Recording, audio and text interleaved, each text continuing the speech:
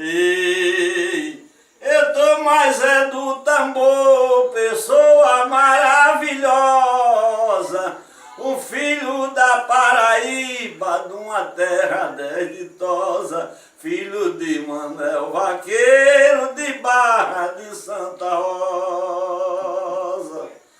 Pessoa maravilhosa, também é seu Bill Carreiro, sogro de Zé do Tambor, esse aqui é verdadeiro. Gosta de uma cachaça e um festival de vaqueiro. Eita!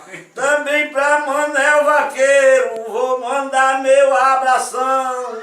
Também para a dona Fátima, dona do seu coração, a mãe do Zé do Tambor, lá em cima no sertão.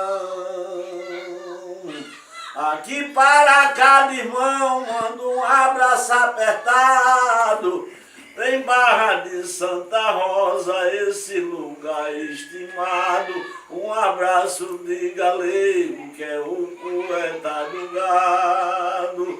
Zé do Tambor, obrigado de ter vindo nesse dia da capital João Pessoa para minha moradia. Passar a tarde comigo foi a maior alegria.